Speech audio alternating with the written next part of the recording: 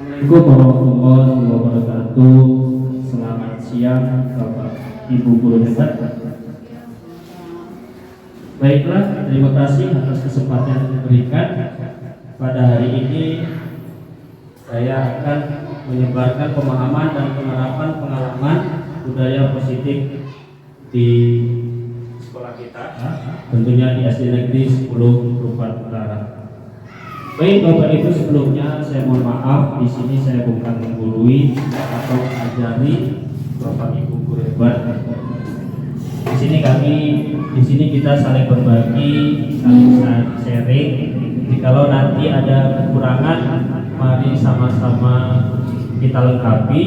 Jikalau ada yang salah, nanti sama-sama kita cari mana yang benar. Baik Bapak Ibu, kita lanjut. Nah, seperti biasanya Bapak Ibu, kita harus ada kesepakatan dulu sebelum kita masuk ke materi intinya, yaitu di sini ada kesepakatan 6. Nanti kalau kurang boleh ditambahkan, kalau lebih boleh dikurangkan. Jadi pertama, mengikuti dengan perasaan gembira. Jadi kita sama-sama gembira di sini, tidak usah sedih. Kemudian yang kedua, saling menghargai. 3, berkolaborasi aktif.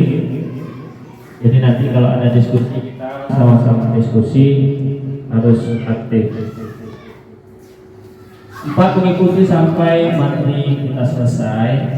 5, berbicara ketika sudah dipersilahkan. 6, jika berkepentingan keluar ruangan, meminta izin terlebih dahulu.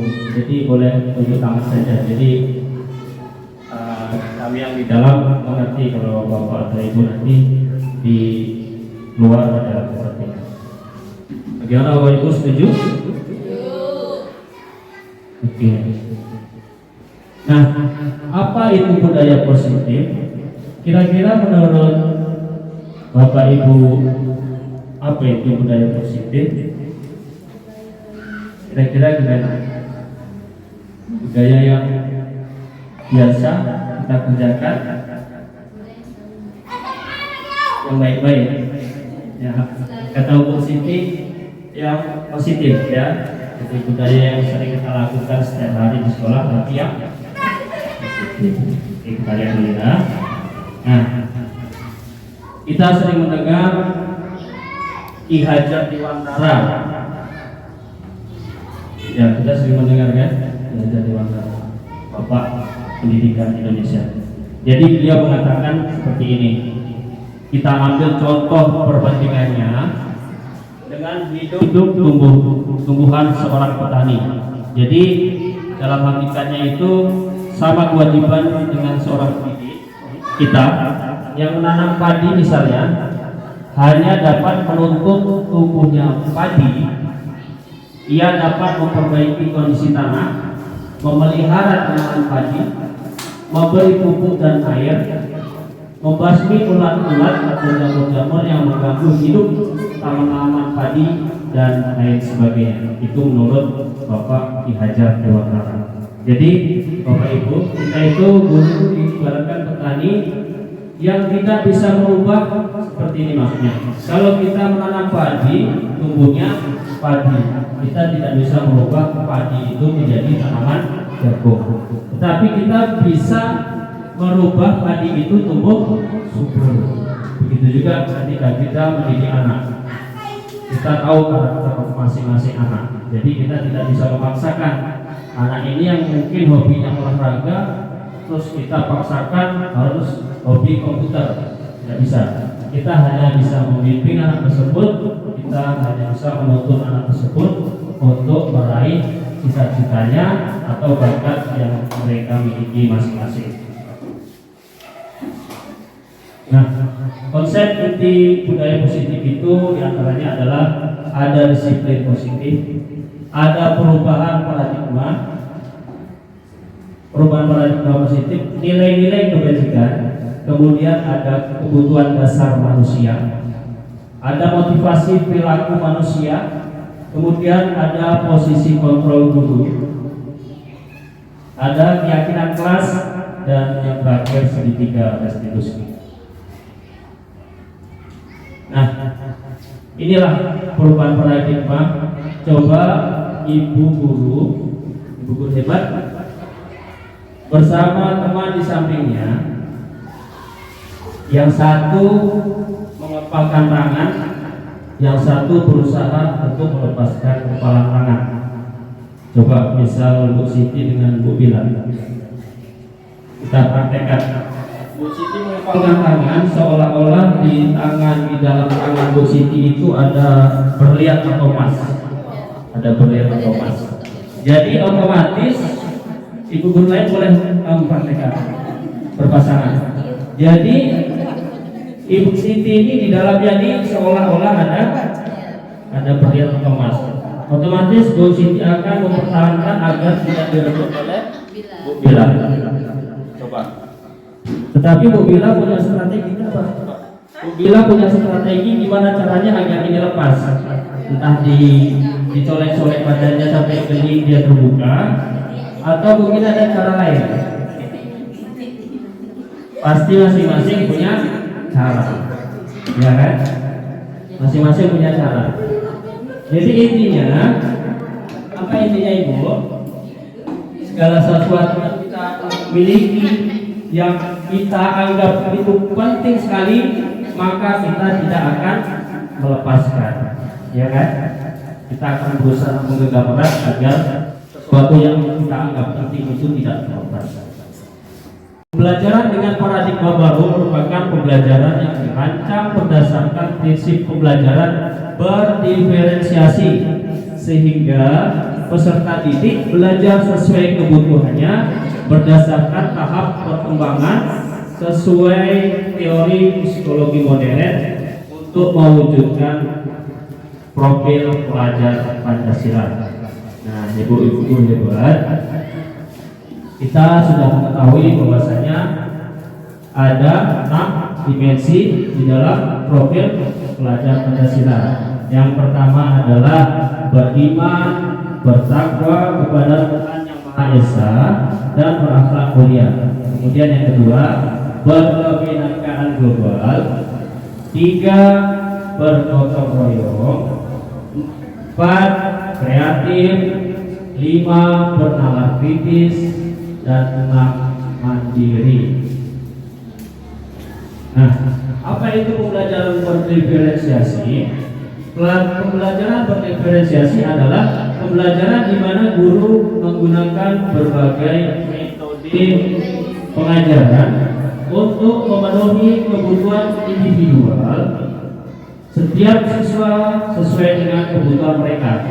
Kebutuhan tersebut dapat berupa pengetahuan yang ada, gaya belajar, minat, dan pemahaman terhadap mata pelajaran.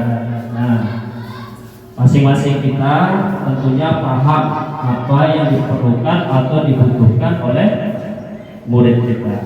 Jadi kita setiap guru pasti paham di dalam kelasnya, murid ini perlunya seperti ini, gaya belajarnya seperti ini, yang mereka butuhkan apa. Pasti kita paham, karena memang kita setiap hari berjumpa dengan murid.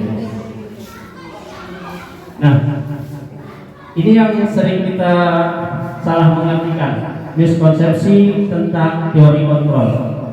Jadi yang pertama, ilusi bahwa semua penguatan positif, efektif, dan bermanfaat.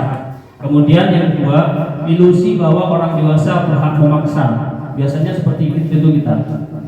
Ini kan anak-anak, kita paksa saja sesuai dengan kemampuan kita. Itu sebenarnya bukan, itu hanya ilusi kita saja. Yang ketiga, ilusi guru mengontrol murid. Jadi selama ini kita hanya mengontrol murid saja. Seolah-olah murid itu seperti ibarat kita kalau di tempat kerja kita mandor ya karyawan, jadi kontrol, padahal tidak seperti itu. Kemudian yang keempat, ilusi bahwa kritik dan membuat rasa bersalah mampu menguatkan karakter. Selanjutnya, ini berupa paradigma stimulus respon ke pendekatan teori kontrol. Jadi ada stimulus respon dan ada teori kontrol. Pertama, realitas atau kebutuhan kita sama. Padahal kalau teori kontrol, realitas kebutuhan kita itu berbeda. Ya, Bu Siti ya, berbeda kita. Jadi tidak bisa maksakan Bu Siti butuhnya jilbab, memaksakan saya harus pakai jilbab. Tidak bisa. Saya butuhnya peci, Bu Siti memerlukan jilbab. Jadi beda-beda. Semua orang melihat yang sama. Padahal teori kontrolnya setiap orang memiliki gambaran berbeda, ya kan? Nah, selanjutnya kita mencoba mengubah orang agar berpandangan sama dengan kita. Sedangkan teori kontrolnya kita berusaha memahami pandangan orang lain tentang dunia. Jadi beda ya, stimulus respon dan teori kontrol. Perilaku buruk dilihat sebagai suatu kesalahan. Kalau teori kontrolnya semua perilaku memiliki tujuan. Kalau stimulus respon orang lain bisa mengontrol saya, sedangkan teori kontrol hanya Anda yang bisa mengontrol diri Anda. Ya kan? Diri kita sendiri yang bisa mengontrol kita, tidak bisa dipaksakan dari orang lain. Nanti ada penjelasan di berikutnya. Saya bisa mengontrol orang lain, Anda tidak bisa mengontrol orang lain. Teori kontrol. Stimulus respon, pemaksaan ada pada saat bujukan gagal. Sedangkan teori kontrol, kolaborasi dan konsensus menciptakan pilihan-pilihan baru. Dan yang terakhir, model berpikir menang atau kalah. Sedangkan teori kontrol, model berpikir menang dan menang. Nah, ini 5 posisi kontrol. Yang pertama ada penghukum, kedua ada pembuat merasa bersalah, ketiga teman, 4 pemantau, dan 5 manajer. Ini posisi kontrol antara hubungan guru dan murid. Nah, ini nanti ada penjelasan selanjutnya.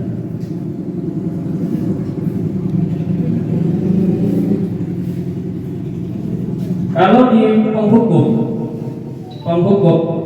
itu guru berbuat menghardik, menunjuk-nunjuk, menyakiti atau menyindir. Ini mungkin biasa juga kita lakukan. Tapi ini sebenarnya identitas gagal, kontrol dari luar. Anak itu akan merasa takut kepada kita di saat kita marah. Tapi nanti di hari kemudian dia akan tetap mengulangi seperti itu lagi. Kemudian membuat orang merasa bersalah, yang kedua tadi, berceramah dan mengatakan contohnya seperti ini, seharusnya kamu seperti ini, atau ibu kecewa kalau kamu melakukan seperti ini. Misalnya ini, di saat anak-anak gotong royong di hari Sabtu, kita sering mengatakan seperti ini, ayo bersihkan anak, nanti kalau tidak bersih bapak yang ditegur sama kepala sekolah. Jadi anak itu jadi merasa bersalah. Kemudian di posisi teman, membuatkan alasan-alasan untuk muridnya. Biasa kita juga pernah di posisi teman, kita akrab betul sama murid sehingga murid itu menganggap gurunya itu seperti teman. Dan juga seperti itu, kadang saya gitu juga. Yang keempat, pemantau, menghitung dan mengukur.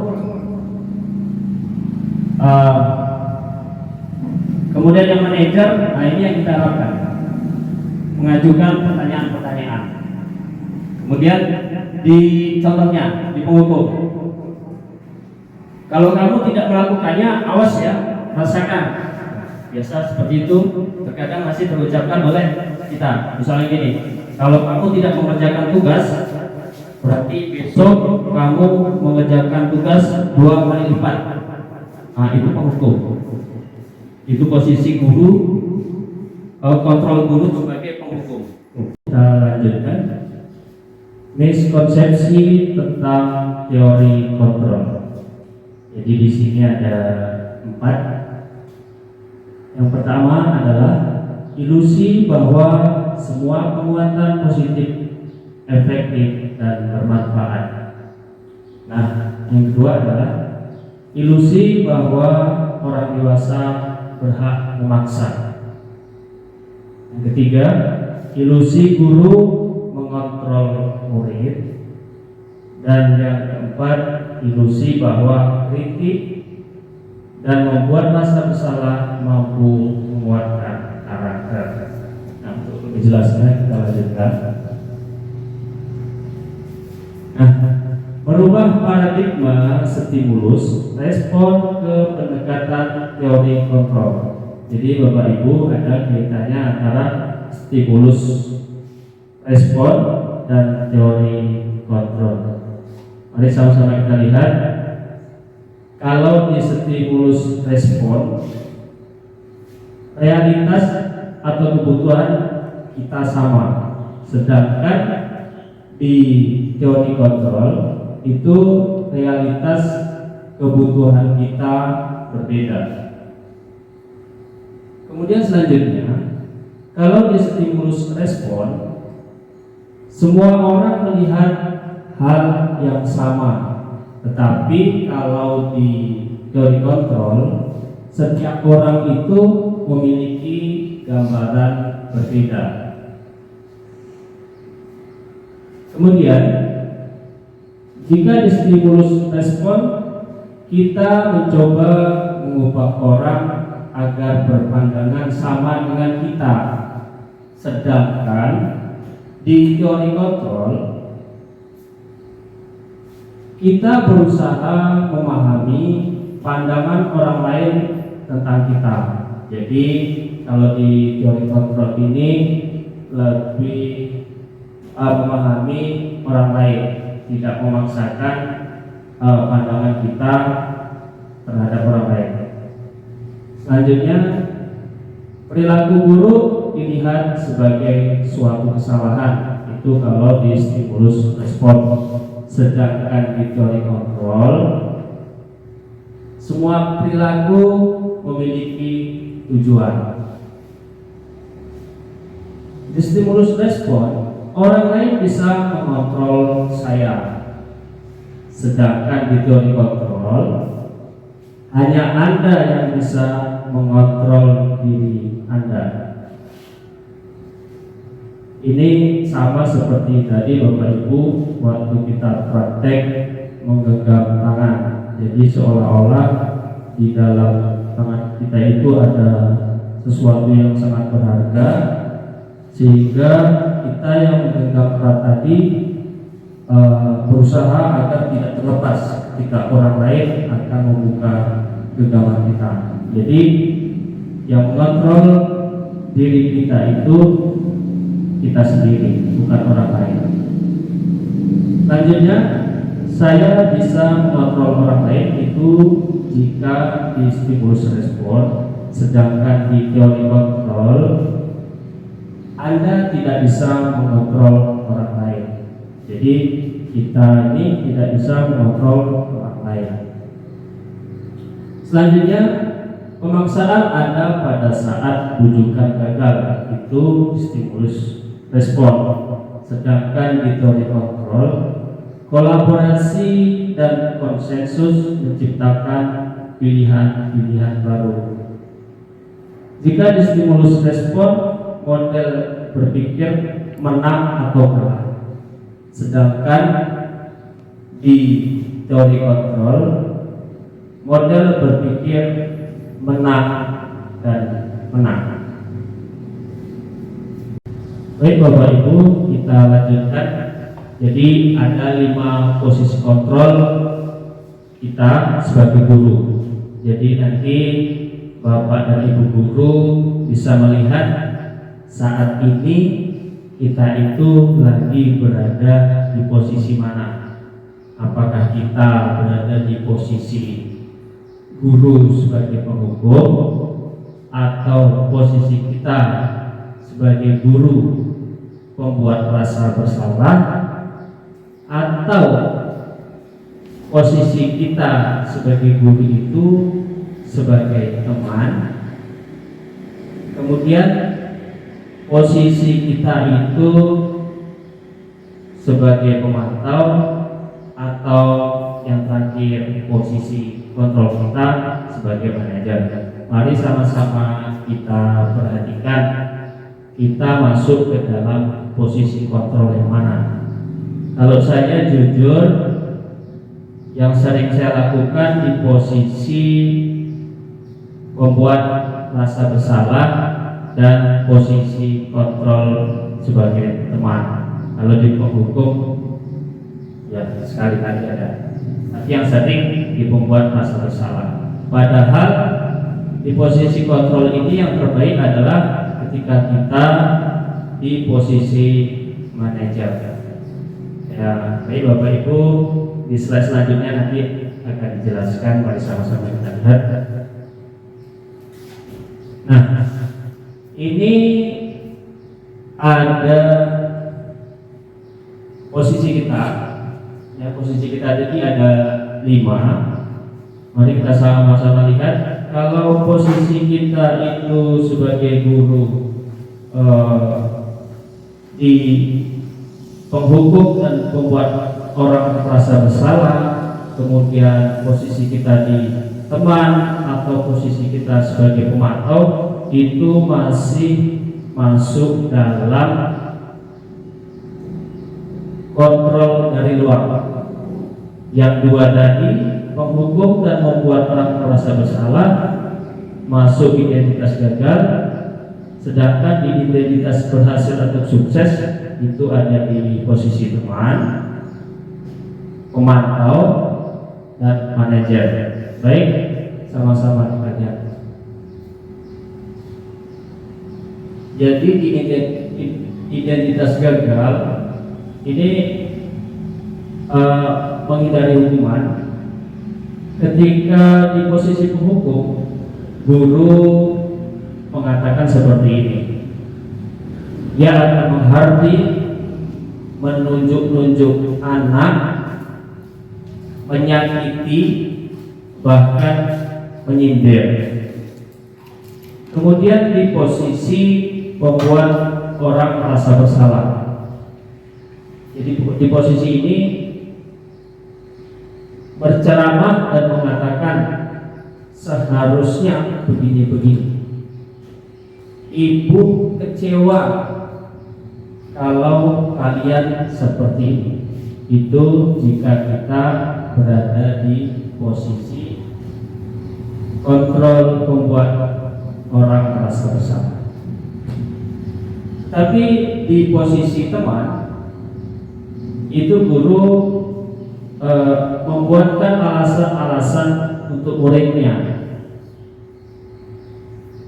Sedangkan di pemantau menghitung dan mengukur.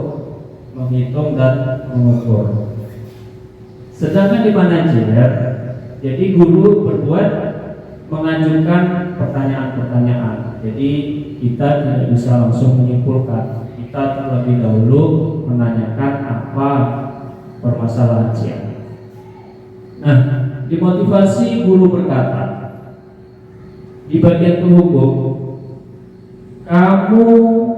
kalau kamu tidak melakukannya, awas ya, rasakan. Jadi kalau kita pernah mengatakan seperti itu, berarti kita masih di posisi penghukum. Jika di posisi membuat orang merasa bersalah, maka guru akan mengatakan, kamu seharusnya sudah tahu, ibu lelah sekali, mengatakannya, ibu stres. Nah, itu jikalau posisi kita sebagai pembuat orang merasa bersalah. Kemudian jika di posisi teman, maka guru akan berkata, ayolah, lakukan demi ibu, masa kamu tidak mau? Ingat, tidak ibu pernah bantu. Nah, itu Bapak Ibu jika posisi kita berada di posisi kontrol teman. Selanjutnya jika di posisi pemantau, maka guru akan berkata, apa peraturannya? Ya, apa peraturannya? Nah, itu di pemantau. Tetapi kalau di posisi manajer, maka guru akan berkata, apa yang kita yakini, apa yang bisa kamu kerjakan untuk memperbaiki masalah ini. Jadi kalau di posisi manajer memang tidak ada langsung memvonis, oh kamu ini salah, tidak. Dia menanyakan dulu terlebih dahulu. Kemudian di hasilnya adalah Bapak Ibu di posisi penghukum, maka anak ini akan memberontak, menyalahkan orang lain atau akan berbohong. Ini kalau hasilnya jika kita guru melakukan pada kontrol penghukum. Kemudian di pembuat orang merasa bersalah, hasilnya apa? Hasilnya anak akan menyembunyikan, menyangkal, bahkan akan berbohong. Kemudian jika di posisi kontrol teman, hasilnya adalah ketergantungan. Karena kenapa ketergantungan? Karena anak sudah terbiasa dibela. Misalnya seperti ini, ketika anak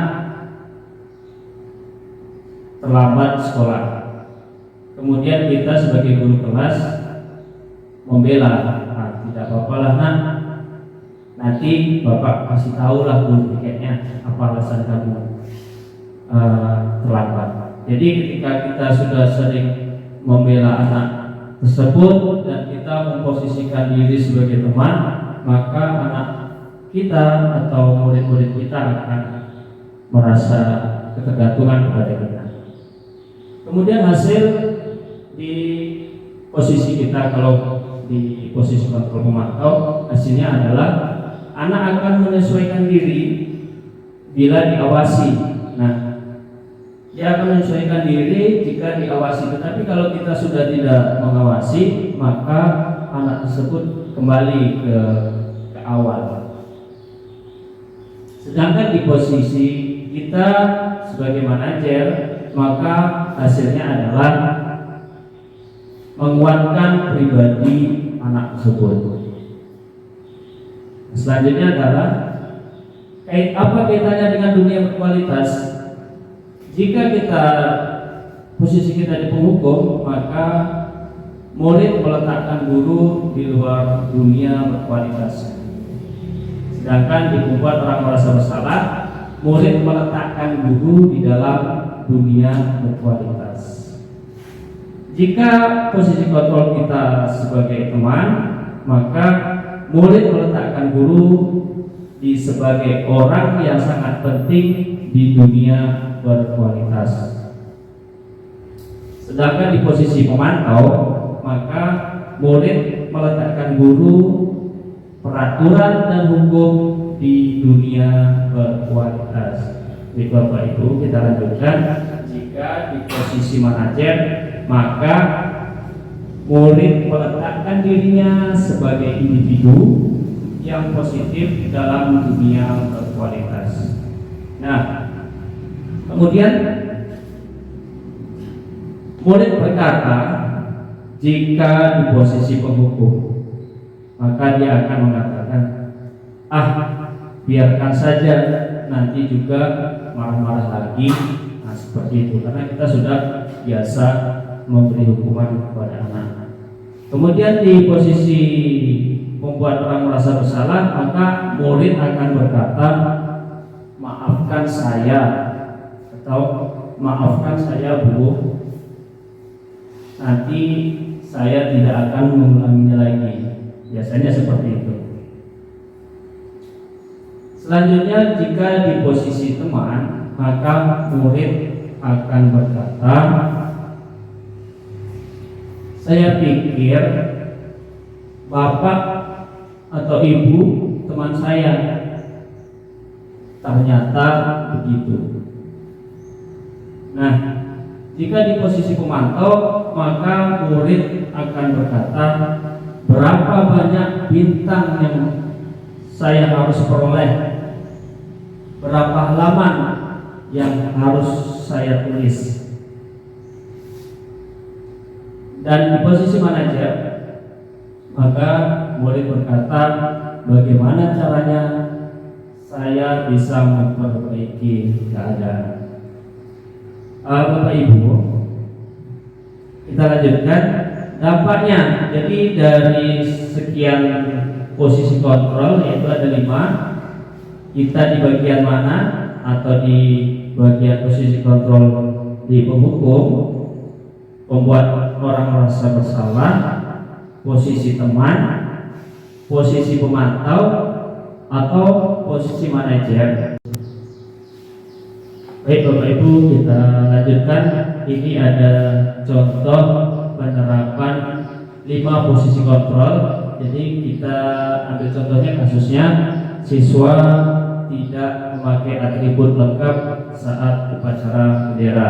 Jadi ini biasa terjadi pada murid-murid kita di saat hari Senin upacara bendera, ada anak yang tidak memakai atribut lengkap. Apakah itu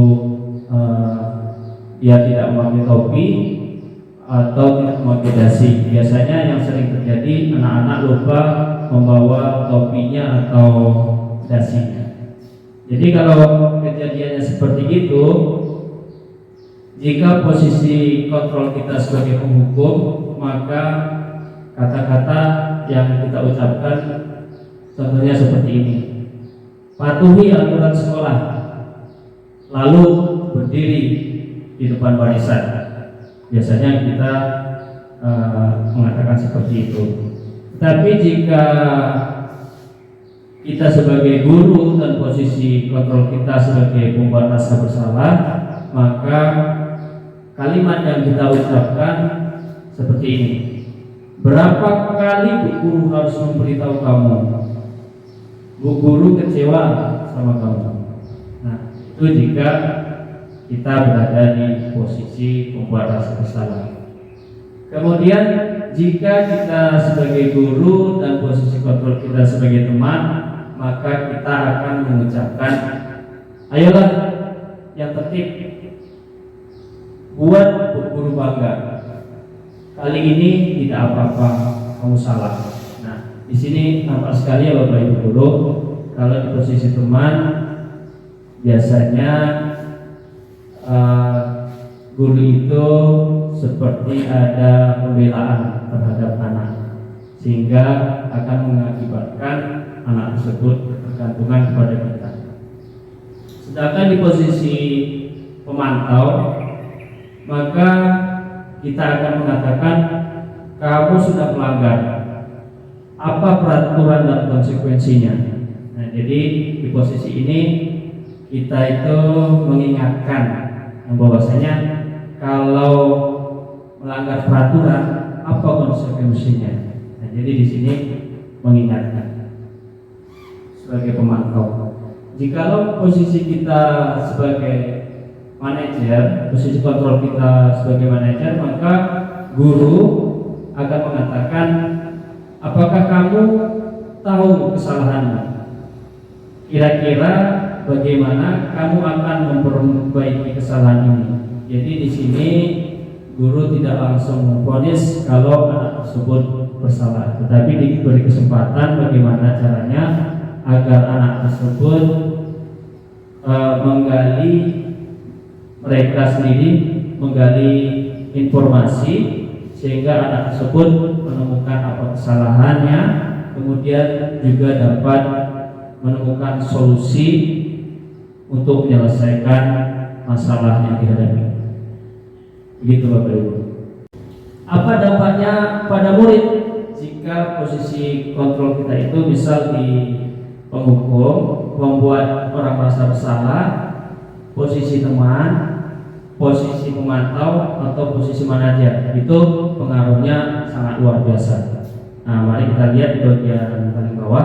Jadi dampaknya pada murid jika di posisi penghukum, maka murid tersebut akan mengulangi kesalahannya.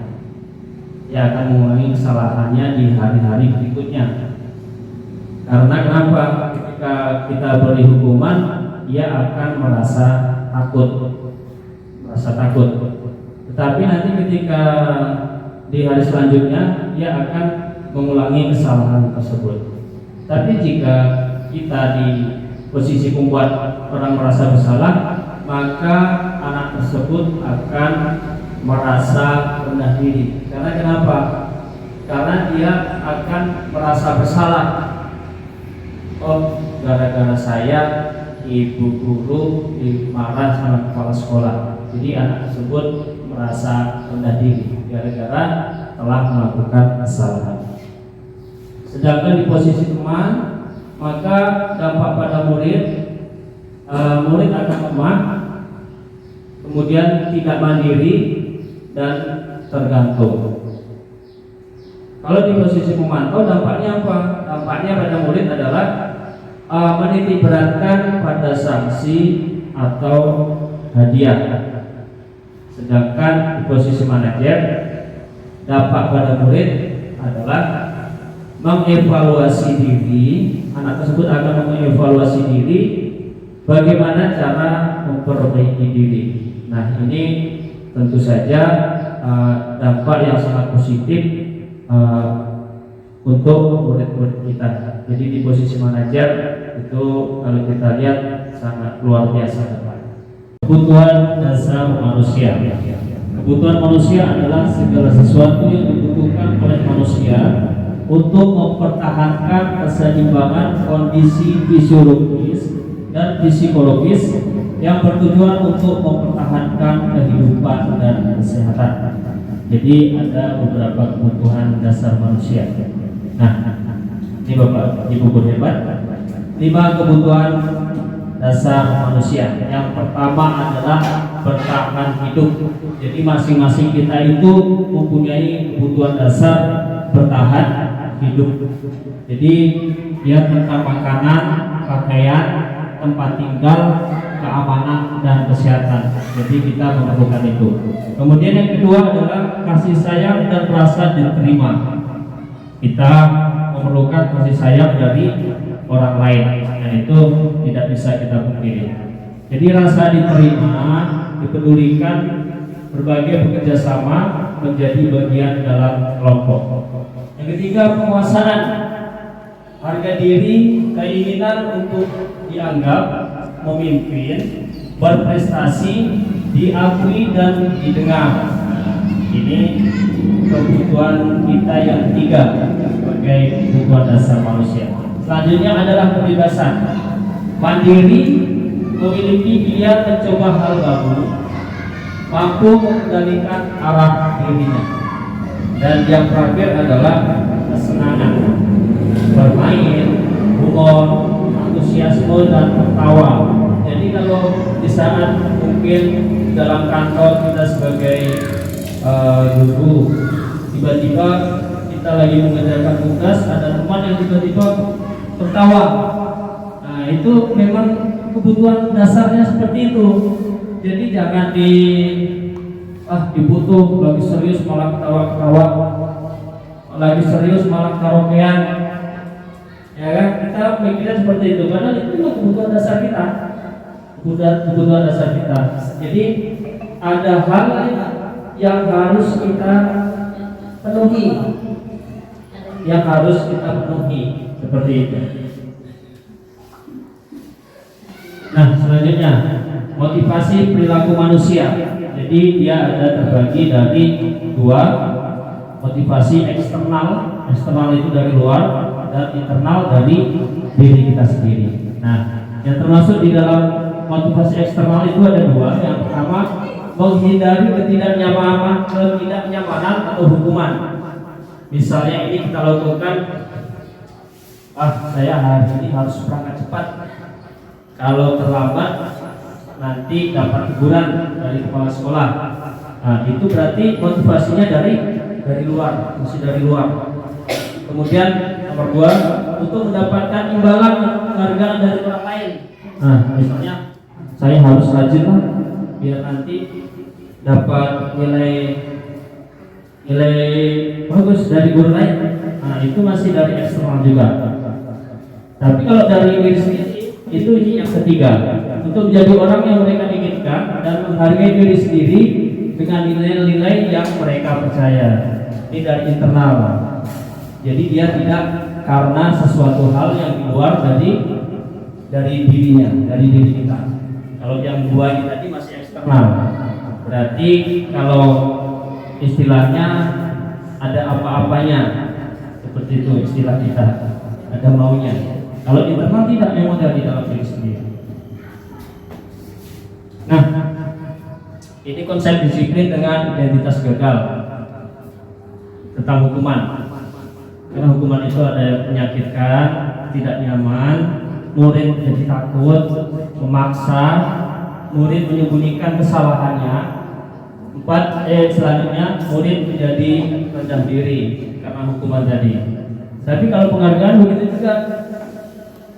Kita selama ini mungkin kalau penghargaan itu biasa aja lah untuk anak-anak yang sudah apa. Sebenarnya seperti ini. Kalau penghargaannya dengan identitas gagal. Penghargaan itu tidak efektif, merusak hubungan, mematikan kreativitas, menghukum dengan sistem ranking, merampas hak menghargai dirinya. Jadi anak-anak itu punya hak untuk menghargai dirinya sendiri. Kita lihat ya. Ini perbedaan hukuman dan sanksi, konsekuensinya. Sesuatu yang menyakitkan harus terjadi kalau hukuman, sementara sanksi sesuatu harus terjadi. Di hukuman membuat anak sakit fisik maupun hati untuk jangka waktu lama. Kalau sanksi membuat anak merasa tidak nyaman dalam jangka waktu pendek. Di hukuman anak membenci kedisiplinan. Di konsekuensi atau sanksi anak menghargai disiplin. Kalau di hukuman paksaan, kalau di sanksi stimulus atau tanggapan. Selanjutnya di hukuman mendorong anak menyakiti diri sendiri. Di sanksi mendorong anak agar mudah menyesuaikan diri. Kalau di hukuman konsep diri yang buruk, sementara di sanksi konsep diri yang baik. Di hukuman anak belajar untuk menyembunyikan kesalahan, sementara di sanksi anak belajar untuk mematuhi peraturan. Kalau di hukuman marah, rasa bersalah, dipermalukan, merasa tak dihargai, sedangkan di sanksi kehilangan hak, dibuat tidak nyaman, diasingkan untuk sementara waktu. Nah, ini juga ini konsep disiplin dengan identitas sukses antara konsekuensi dan restitusi. Nah, nanti selanjutnya baru kita bahas restitusi. Kalau di konsekuensinya, penguatan jangka pendek, ada perlu monitoring berkelanjutan, adanya stimulus, kemudian murid menghormati peraturan. Selanjutnya kehilangan waktu untuk merenungi kesalahan. Sementara restitusi itu akan menghasilkan murid bertanggung jawab untuk perilakunya. Karena seperti yang saya jelaskan tadi, dengan restitusi anak itu akan menemukan sendiri solusi permasalahannya. Nah, lanjut, fokus pada pemecahan masalah jangka panjang. Yang ketiga, murid menghargai dirinya dan orang lain. Keempat, teori kontrol, dirinya memegang kontrol. Dan yang terakhir, kelima, murid bersemangat memperbaiki kesalahan.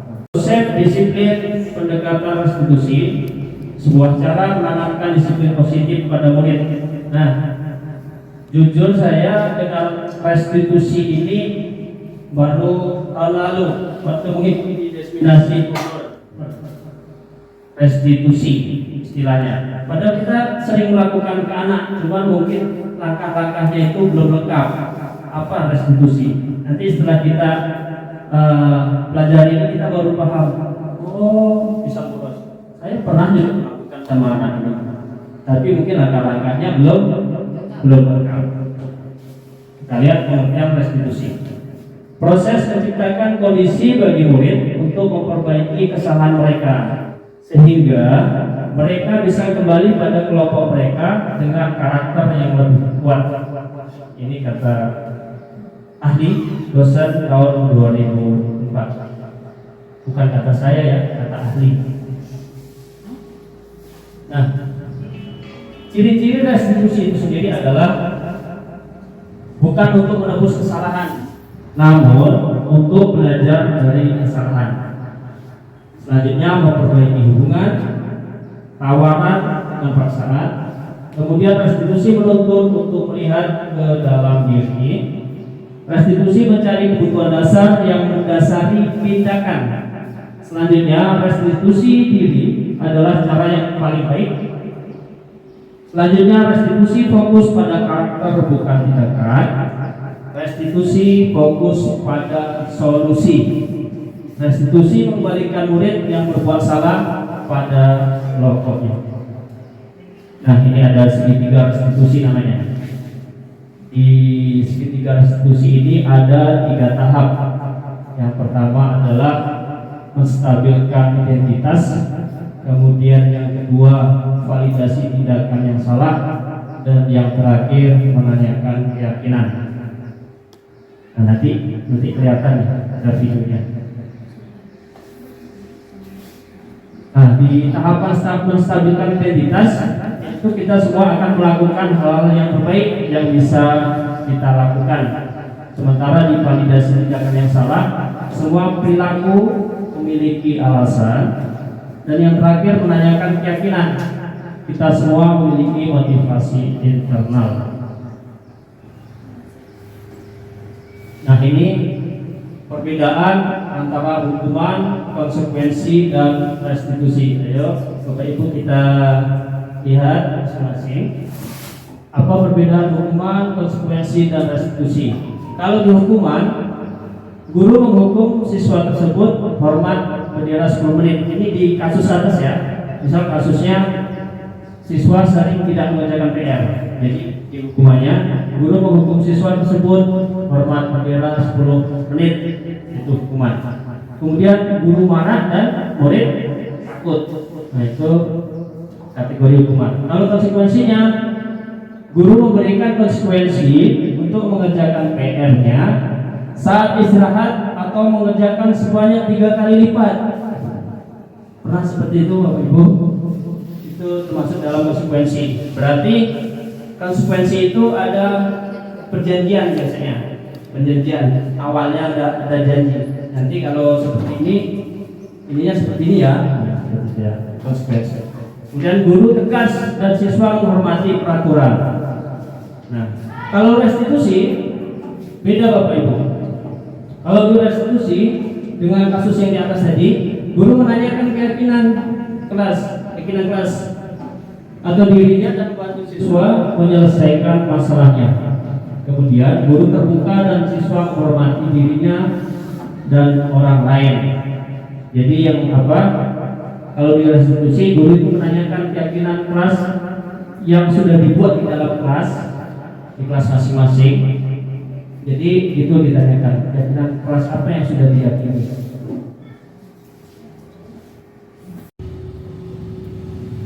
Segitiga restitusi. Jadi di sini ada 3 tahapan untuk melakukan segitiga restitusi. Jadi ketika kita sebagai guru, ketika Bapak Ibu guru dihadapkan dengan permasalahan siswa, maka hal yang terbaik adalah melakukan restitusi, mencari solusi bagaimana caranya permasalahan murid itu bisa selesai dengan cara menyelesaikan dengan restitusi. Jadi langkah pertama adalah menstabilkan identitas. Jadi di saat menstabilkan identitas, maka kita sebagai guru akan mengatakan kepada anak seperti ini: setiap orang pasti pernah melakukan kesalahan, nak. Ya, seperti itu contohnya. Kemudian ada, kamu bukan satu-satunya yang pernah melakukan ini. Ya, betul. Jika di langkah validasi tindakan yang salah, maka yang harus kita lakukan adalah kita akan mengatakan kepada anak, kamu tentu punya alasan mengapa melakukan ini.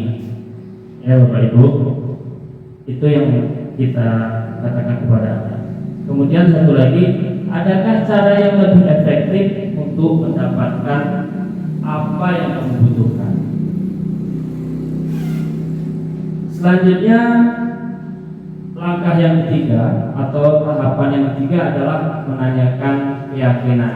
Jadi Bapak Ibu guru, tentunya anak-anak kita, murid-murid kita di sekolah itu sudah kita tanamkan keyakinan pada dirinya masing-masing, dan bahkan di kelas kita sudah ada keyakinan kelas masing-masing. Jadi anak sudah tahu jikalau mereka melanggar keyakinan, maka mereka juga akan tahu bagaimana cara mengatasinya.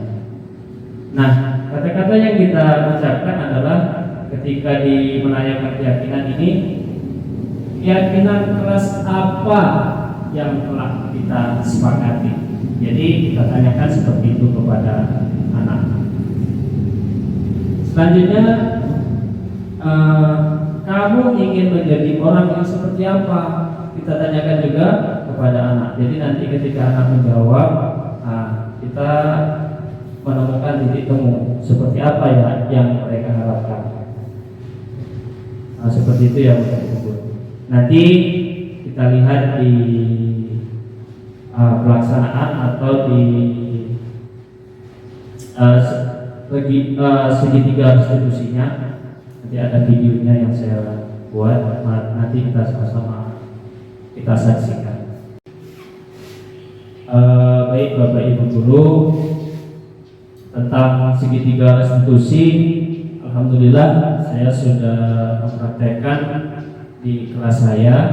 Jadi di sini ada 2 kasus yang saya ambil di sini, murid saya atas nama Rizky. Di kasus pertama, si Rizky ini seperti kita ketahui bersama bahwasanya dia anak rajin, anak yang rajin di kelas. Kemudian setiap hari Rizky ini membantu orang tuanya menyiapkan barang dagangan untuk dijual di kantin sekolah. Jadi si Rizky selain mempunyai tanggung jawab mengerjakan tugas-tugas dari guru, PR di rumah, dia juga harus membantu orang tuanya untuk menyiapkan barang dagangan dijual di kantin sekolah. Jadi ketika sudah 2 hari berturut-turut, si Rizky ini tadi terlambat masuk ke kelas. Jadi ketika saya sudah menjelaskan materi, sekitar 15 menit kemudian si Rizky ini Bapak Ibu baru masuk ke kelas. Itu 2 hari berturut-turut. Jadi karena dia tidak terbiasa terlambat masuk ke kelas, maka saya mencoba memanggil Rizky ke dalam ruang guru di jam istirahat. Itulah saya menanyakan apa permasalahannya dengan cara segitiga restitusi. Itu di kasus yang pertama. Kemudian di kasus yang kedua, masih dengan si Rizky, kita ketahui bersama bahwasanya Rizky ini adalah murid kelas 6 yang memang pandai, ya, yang pandai.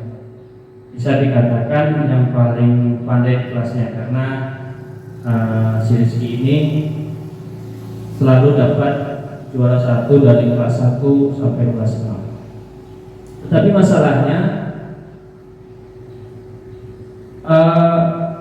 ketika masuk ke kelas, tiba-tiba si Rizky ini meminta izin kepada saya, katanya mau ke toilet. Tapi setelah beberapa menit kemudian si Rizky juga belum kembali ke dalam kelas. Oleh karena itu saya menyusulnya ke toilet. Sementara di toilet tidak ada Rizky, malah si Rizky pergi ke kantin dan jajan duduk santai di kantin. Jadi itu permasalahannya. Jadi ada dua kasus yang saya selesaikan dengan segitiga restitusi. Nanti sama-sama kita saksikan video berikut. Kita sama-sama saksikan nanti langkah-langkahnya ada di situ ya Bapak Ibu. Ada 3 tahapan seperti yang sudah kita pelajari tadi.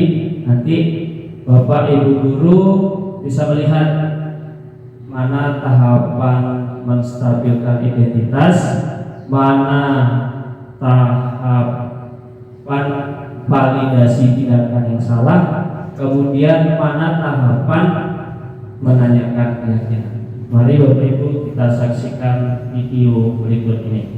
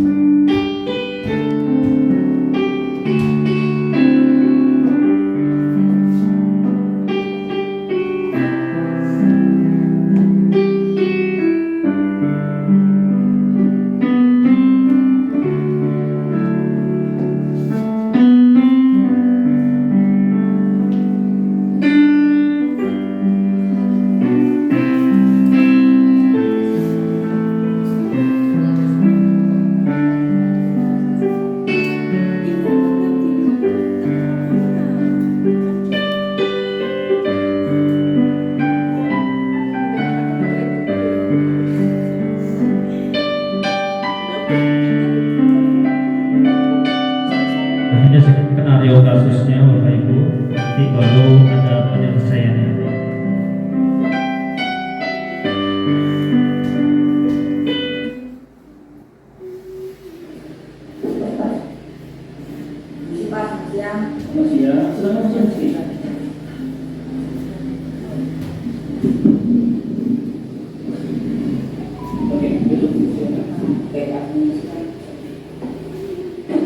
Bagaimana kabarnya hari ini?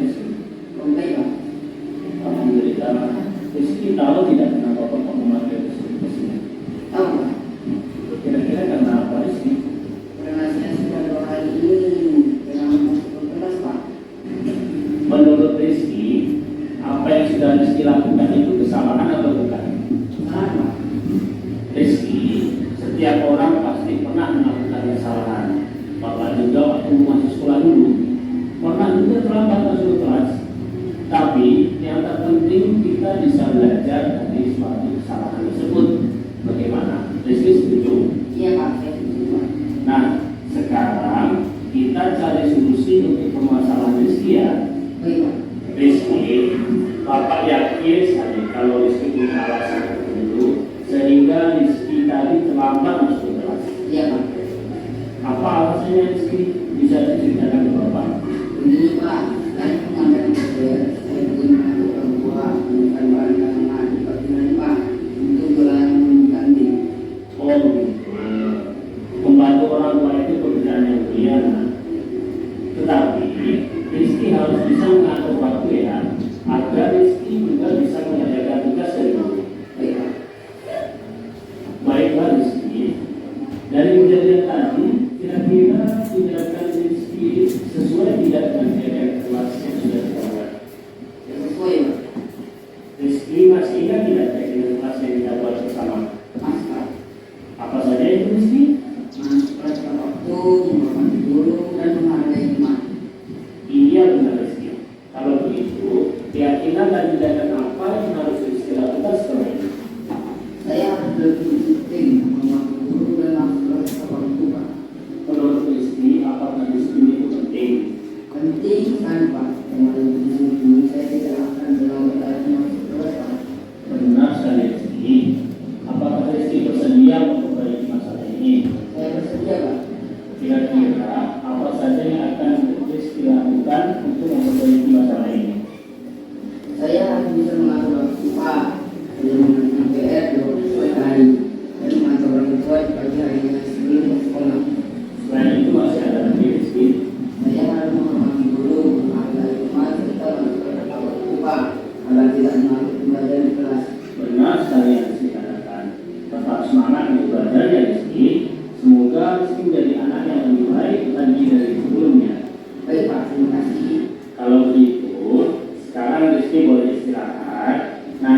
begitu saya masuk, Rizky langsung masuk ke kelasnya. Baik Pak, terima kasih Pak. Sama-sama Rizky. Terima kasih Pak. Siang Rizky.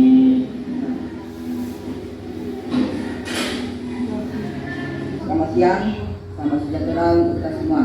Perkenalkan, nama saya Rizky, Kelas 6 SDN 10 Pak Utara.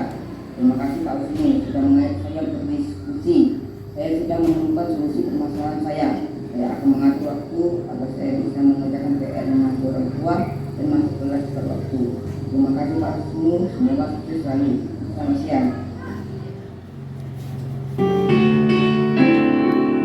Nah, itu tadi skenario 1, ada skenario kasus 2.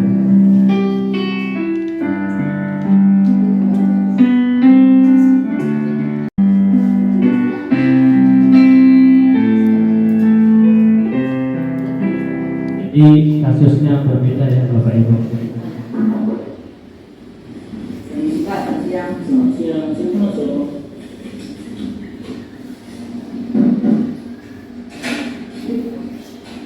Silakan dulu Rizky. Baik Pak, terima kasih. Bagaimana kabarnya hari ini Rizky? Kabar baik Pak. Rizky tahu tidak kenapa Bapak mengambil Rizky? Tahu Pak. Ya, tidak kenapa. Karena saya tadi keluar kelas pelajaran sebentar langsung Pak. Kemudian ada lagi Rizky. Tadi saya berbohong Pak. Saya ingat kembali padahal saya jadi karim. Menurut Rizky, tindakan Rizky tadi merupakan kesalahan atau bukan? Kesalahan Pak. Rizky, setiap orang pasti pernah melakukan kesalahan. Bapak juga pernah melakukan kesalahan. Tetapi yang terpenting, kita bisa belajar dari suatu kesalahan tersebut. Bagaimana? Rizky setuju? Iya Pak, saya setuju Pak. Nah, sekarang kita cari solusi untuk permasalahan Rizky ya. Rizky, Bapak yakin sekali kalau Rizky punya alasan kenapa ada jajan di kantin pada saat jam pelajaran berlangsung. Iya Pak. Tadi pagi saya sudah sempat sarapan Pak. Kalau saya lapar sekali, makanya waktu saya keluar ke kantin. Kenapa Rizky tidak sempat sarapan itu tadi? Saya tadi pagi bangun sudah selamat Pak. Kenapa Rizky bisa bangun lambat? Apakah Rizky tidak menunjukkan mengalami HP? Saya tidak punya HP Pak. Biasanya alarm hari untuk kita, tetapi dari malam itu saya lupa tidak menemukan alarm Pak. Baiklah Rizky, dari kejadian tadi, kira-kira tindakan Rizky sesuai tidak dengan keyakinan kelas kita? Sesuai dengan keyakinan kelas kita. Kalau begitu, keyakinan dan tindakan apa yang harus Rizky lakukan setelah ini? Saya harus cepat, kemudian saya harus lebih disiplin lagi. Kamu harus cepat agar saya bisa sarapan di rumah, sehingga saya bisa kerjain di kantin di saat jam pelajaran langsung. Apakah Rizky bersedia memperbaiki masalah ini? Saya bersedia Pak. Kira-kira apa saja yang akan Rizky lakukan untuk memperbaiki masalah ini? Saya akan minta terguru. Saya untuk menentukan alarm di malam hari agar bagaimana berbicara kamu dan bisa sarapan di rumah. Selain itu, Saya harus jujur dan ada yang dulu Pak. Kalau saya mau dari kantin harus juga istirahat. benar sekali Rizky. Kalau begitu, sekarang Rizky boleh istirahat. Nanti begitu lonceng masuk, Rizky langsung masuk ke kelas ya. Baik Pak, terima kasih Pak. Selamat siang. Selamat siang. Selamat siang, selamat sejahtera untuk kita semua. Perkenalkan, nama saya Rizky, siswa kelas 6 SDN 10 Pak Utara. Terima kasih Pak Usnu sudah mengajak saya berdiskusi. Saya sudah menemukan solusi permasalahan saya. Saya akan bangun cepat supaya bisa sarapan di rumah dan tidak jajan di kantin di saat pelajaran berlangsung. Terima kasih Pak Usnu, semoga sukses selalu. Selamat siang.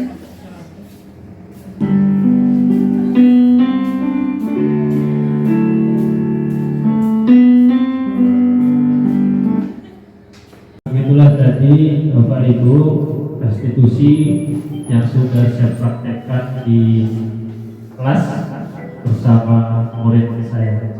Jadi nanti Bapak Ibu kalau ada kesempatan boleh juga mempraktekannya. Nah, sekarang kita masuk ke keyakinan kelas. Keyakinan kelas. Pernah mendengar keyakinan kelas Bapak Ibu? Nah ya. Tapi yang biasa kita buat biasanya kalau apa, tata tertib atau peraturan kelas. Kalau keyakinan kelas itu berarti kita bersama anak membuat, kemudian apa yang harus kita yakini dalam kelas itu dan apa yang harus kita laksanakan. Berarti tidak ada pemaksaan di dalamnya. Nah, pembentukan keyakinan kelas. Jadi langkah-langkahnya, semua warga kelas hendaknya ikut berkontribusi dalam pembuatan keyakinan kelas.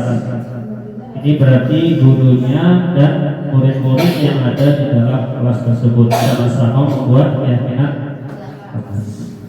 Dibuat dalam bentuk kalimat positif. Kalimat positif itu misalnya jangan ada kata-kata jangan, misal jangan berlari di dalam kelas, misalkan ada kata yang berzam ya, jangan berlari-lari di dalam kelas. Jadi kalimat positifnya berjalanlah secara tertib ketika di dalam kelas. Jadi tidak ada kata-kata yang negatif. Nah, kalau negatif itu kan ya jangan dilarang gitu ya. Jadi kita ubah menjadi kalimat positif. Misalnya seperti tadi, tertib di dalam kelas, misalnya seperti itu. Jadi jangan ribut di dalam kelas, bisa kita ubah menjadi ya. Kemudian sedikit saja agar mudah diingat. Jadi keyakinan kelas itu tidak usah banyak-banyak, 5 atau 6. Jangan terlalu banyak nanti anak lupa, karena lupa tidak dilaksanakan. Nah, kemudian berupa pernyataan universal yang umum dapat diterapkan di kelas, dan selanjutnya merefleksi keyakinan kelas. Jadi kalau keyakinan kelas itu bisa direfleksi, tidak mesti setahun itu aja. Di bulan berikutnya kita tanyakan lagi semangat, bagaimana nak bisa kita lanjutkan yang ini atau ada hal yang lain lagi. Kalau murid-murid kita, oh iya Bu, iya Pak, kita ubah lagi buat keyakinan kelas yang lain, tidak masalah. Nah, ini tahapan membuat keyakinan kelas. Yang pertama kita harus berdiskusi tentang peraturan. Kita diskusi dulu dengan anak-anak. Kira-kira peraturan apa saja yang harus kita terapkan di kelas. Kemudian menyusun peraturan menjadi keyakinan. Setelah jadi baru kita tempel. Nah, ini keyakinan yang sudah kami buat di kelas 6. Kami cuma mengambil 6. Yang pertama, hadir tepat waktu. Kedua, berbaris rapi sebelum masuk ke dalam kelas. 3, berdoa sebelum dan sesudah belajar. 4, belajar dengan sungguh-sungguh. 5, bersikap jujur, menghormati dan menyayangi. 6, menjaga kebersihan kelas dan lingkungan sekolah. Jadi setelah keyakinan kelas itu sama-sama kita buat bersama di kelas antara guru dan anak-anaknya dan muridnya, baru kita tempel kelas itu. Nah, akhirnya selesai kajian kita untuk hari ini. Atau ada masukan dari Bapak Ibu guru untuk kedepannya bisa saya perbaiki untuk kebaikan kita bersama. Ada tidak Bapak Ibu guru? Kalau pas, terima kasih. Inilah pemaparan singkat dari saya. Mungkin tadi ada kata-kata saya yang kurang tepat, ada kata-kata atau mungkin ada yang menyinggung atau kata-kata yang belum paham, belum bisa dipahami Bapak Ibu. Nanti nanti bisa kita diskusikan lagi di lain waktu. Terima kasih atas kesempatan yang diberikan. Saya akhiri. Assalamualaikum warahmatullahi wabarakatuh. Selamat siang.